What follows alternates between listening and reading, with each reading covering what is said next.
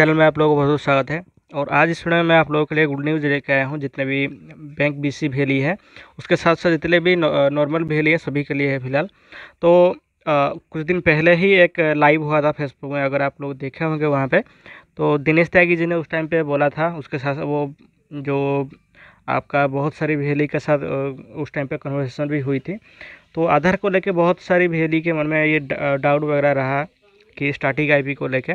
तो ये भी प्रॉब्लम भी रहा है। बहुत जगह पे ऐसे हैं जो बहुत सारी VLE क्या हुए हैं ना, अभी तक BC बन चुके हैं, लेकिन अभी तक उनका जो स्टैटिक आईपी उनके पास नहीं है, क्योंकि ब्रॉडबैंड की फैसिलिटी उनके नज़दीक में कोई नहीं है। तो इसलिए उन लोगों को स्टैटिक आईपी अभी तक मिल नहीं पा रहा है।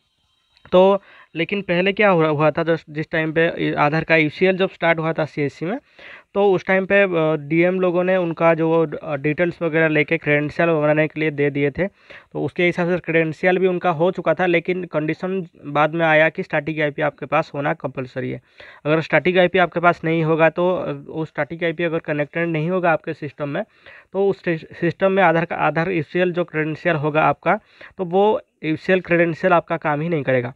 तो बहुत सारी प्रॉब्लम हुई उस टाइम पे, या अभी भी प्रॉब्लम हो रहा है ये स्टैटिक आईपी को लेकर, क्योंकि जिन लोगों के पास स्टैटिक आईपी अभी तक नहीं है वो लोग अप्लाई नहीं कर पा रहे हैं, और जिनका क्रेडेंशियल हो चुका है और उनके पास स्टैटिक आईपी का नहीं है अभी तक स्टैटिक आईपी उनके पास, तब भी वो लोग काम नहीं कर पा रहे हैं।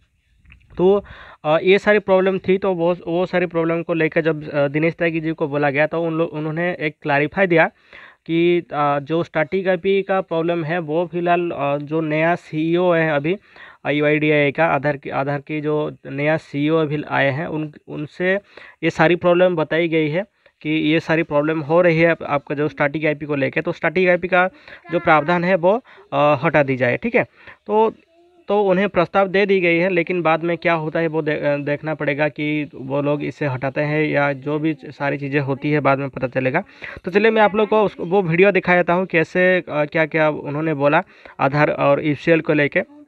तो चलिए मैं आप लोगों को वीडियो दिखा रहा हूँ। उससे पहले मैं आप लोगों को सजेस्ट करूँगा कि अगर आप लोग चैनल में नए हैं तो चैनल को सब्सक्राइब कर लीजिए, और उसके साथ साथ अगर आप लोगों को वीडियो अच्छा लगे तो लाइक कीजिए, शेयर कीजिए, ताकि इस चीज़ के बारे में दूसरे भेली भाई को भी पता लग सके, और वो लोग भी जो आधार UCL में काम करना चाहते हैं, अगर स्टैटिक आईपी का जो प्रावधान है वो हट जाता है तो ईजिली सभी भेली इसमें काम कर सकते हैं।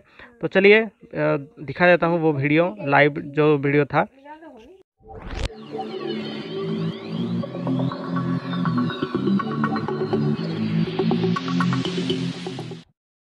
Numbers, I can recite few of the names whom I know through the system that they've done exceedingly well. और समस्याएं हैं, जैसे एक सबसे बड़ी समस्या हमारी थी कि हमारा आधार का काम बंद कर दिया गया था। तो हमारा सबसे बड़ा प्रॉब्लम था कि हमारे VLEs को बहुत तकलीफ हुई जब आधार की काम को सडनली सरकार ने बंद कर दिया। तो हमें तो उम्मीद रहती है कि हम अपने VLE के लिए कहीं भी लड़ दड़ के कुछ ना कुछ कराएंगे, और हुआ ऐसा ही। हमने फिर कोशिश की कि कोई मिडिल पाथ ढूंढे।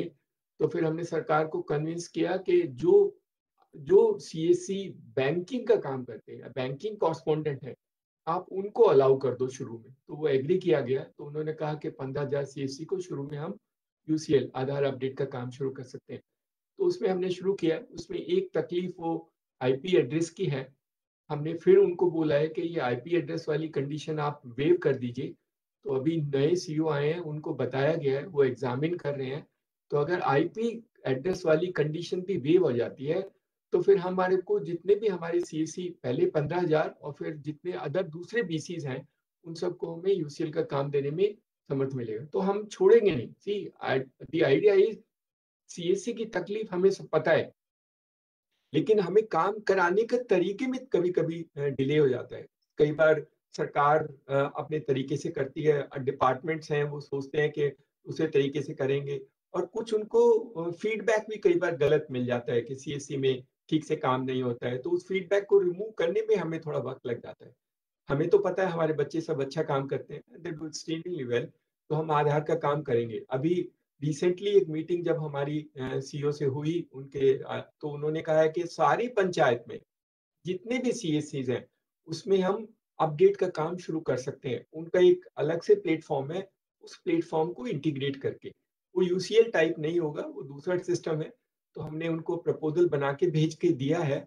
And if that happens, then all the 250,000 panchayats where the CSC exists will be able to do the update facility, at least for few updates which can be allowed through the online system.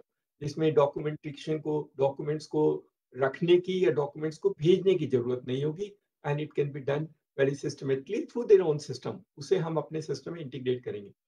Initially तो उन्होंने हाँ बोला है, अब देखने कितना वक्त लगता है. तो ये आधार की जो परेशानी है, जिसमें हमें 1-2 साल लग चुके हैं, और हमें मालूम है हमारे बच्चों को कितनी तकलीफ है आधार की वजह से, and we will be able to try and get a solution to it.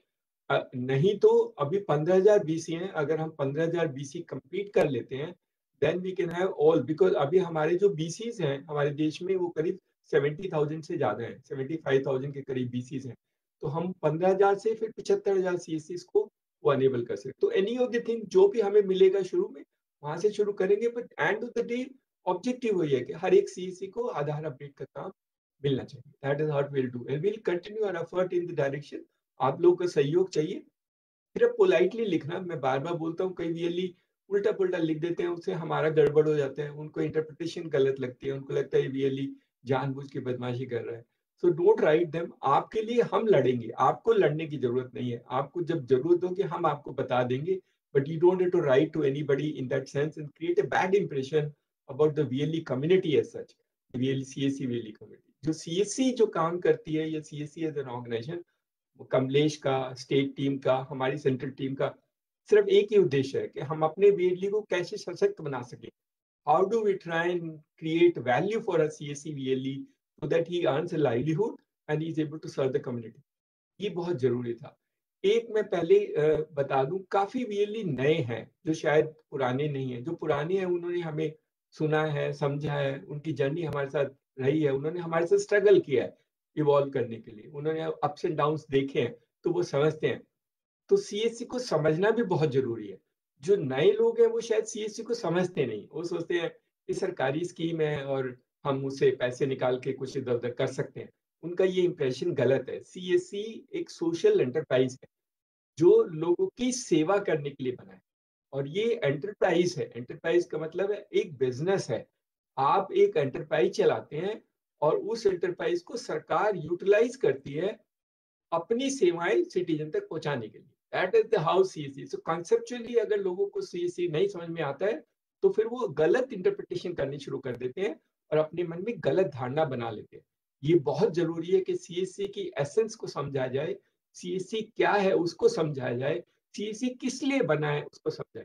एक ऑब्जेक्टिव है कि गांव में रहने वाले जो लास्ट माइल जो लोग हैं, उनकी मदद हम कैसे कर सकते हैं, ये सीएससी का मकसद है और यही पर्पज है. उसमें स्टेट की सर्विस है और नॉन गवर्नमेंट सर्विस है. सिटीजन को कुछ भी चाहिए उसके घर के पास में कैसे हम दिला सकते हैं. That is how the CSC is objective. CSC is suppose to serve that community. और वो बीएलई जो चलाता है वो एंटरप्रेन्योर है. सीएससी सरकारी नहीं है, सरकार जैसी नहीं है.